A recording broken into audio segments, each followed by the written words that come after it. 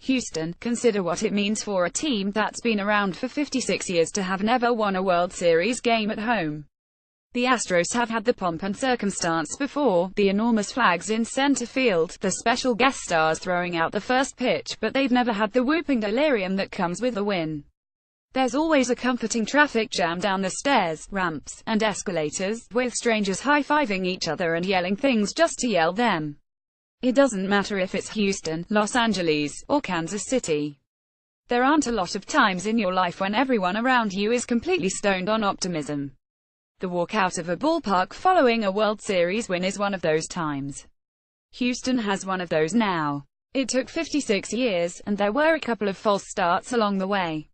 Look through the game log from Game 3 in 2005 and imagine the digestive systems of everyone in those 14 innings. Look through Game 4 and marvel at the inability of the Astros to do anything. Those walks out of Minute Maid Park were not filled with whooping delirium.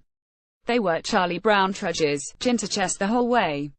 White Sox fans in the building knew to shut up, or at least keep it to a dull roar. That was the only chapter of World Series history in the lengthy tale of the Houston Astros. This was something unique and novel then, and now the Astros will have to play .500 baseball to win a World Series. Lose one, win one, lose one, win one. It sounds so simple when it's put like that. There is an addictive quality to the whooping delirium, though, and it's understandable if everyone in the orange uniforms would just as soon not fly back to Los Angeles. But however they play .500 ball is up to them.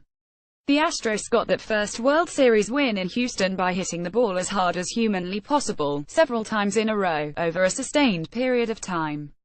They did it against Yu Darvish, and it's worth noting that he received the loudest boos during the pre-game introductions. This was the devil Astros fans knew, the familiar face in a sea of players they've had to use flashcards to hate over the last week.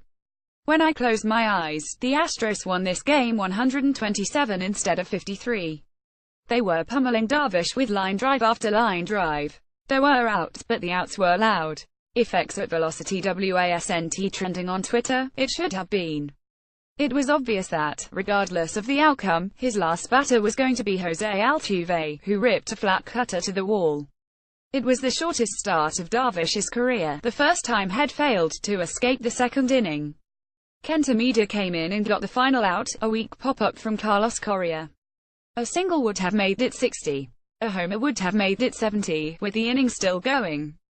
Maeda ended up throwing 2 2/3 scoreless innings because HES apparently robbed men now, and at the time, it seemed like he had the potential to be the hero. What I would like to suggest to you is that Maeda is a sneaky goat. If Pedro Baez crawled onto the 25-man roster and gave up 6 straight homers, the Dodgers would have been better off. They would have avoided using their secret bullpen weapon for 2 2/3 innings, which made the next 2 games much trickier. Heck, if they gave up 48 runs in that second inning, we would have gotten a chance to watch Yasiel Puig pitch. The Dodgers are reeling because of Darvish's early exit, but they were also into the game just enough, which forced them to waste Maeda and give innings to Brandon Morrow and Tony Watson. They were a single away from thinking screw it and being far better positioned. Now their bullpen, their special, infallible bullpen, is in tatters. In Game 3, the Dodgers contemplated an existential question: what happens when all of your good players are bad at the same time? Darvish's slider was ruinous. Chase Utley is a mummy. Cody Bellinger looks like a rookie who's gone from a Division III school to the majors in the same week. None of this has to be permanent. It would make just as much sense for Darvish to throw a masterpiece in Game 7, with Utley and Bellinger combining for 4 RBI. But every so often, the best players are the worst. Brad Peacock is going to be feted as a hero, and rightfully so. But look at his pitch chart, from Brooks Baseball. That's from the catcher's perspective, but I want you to pay close attention to the top of that zone. The yellow squares are swinging strikes. The reds are called strikes. The purples are fouls. Here's the top half of the zone again, zoomed in a bit. There are a couple of options. The first is that Peacock's fastball was particularly deceptive and hard to hit on this autumn night. It's possible that nobody would have touched him. It sure looks like Peacock got away with an awful lot, though. Heck, ignore the yellows in the top of the zone and focus on the nothingness right down the middle. The Dodgers, so fearsome with Corey Seager back in the lineup, couldn't punish fastballs in the middle of the plate.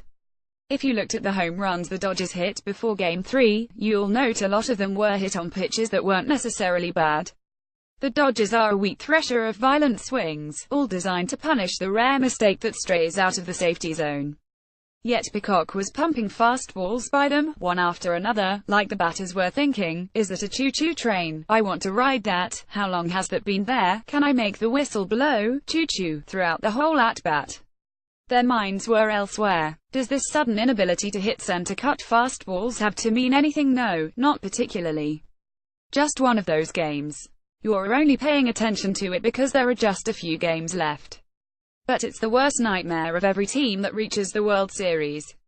What happens when all of your good players are bad at the same time? What happens when this keeps happening? Where's the emergency override? The Astros won more than the Dodgers lost, don't get me wrong. It's one thing for Darvish to futz up his slider, but it's another for Correa, Altuve, and George Springer to pounce, one right after the other, doing exactly what they were trying to. Peacock left some fastballs up, but they also weren't touched, which means he was probably doing at least something right.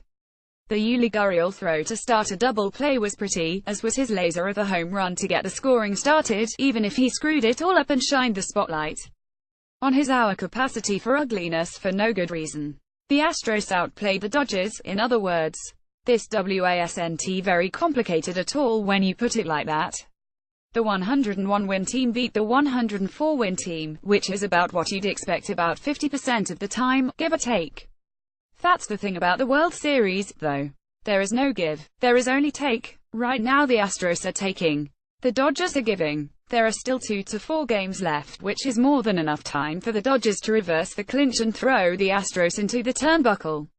We've seen wilder postseason series, after all. It's all how Houston saw the first World Series win in its history. It took more than a half-century. It required a foundation of garbage, laid down in 2011 and 2012, to get the best possible players in position. It took a lot of skill and at least a little luck. But the Astros have a World Series win at home. They're 2 wins away. Considering where they were in the 8th inning of Game 2, are you not impressed? You're impressed.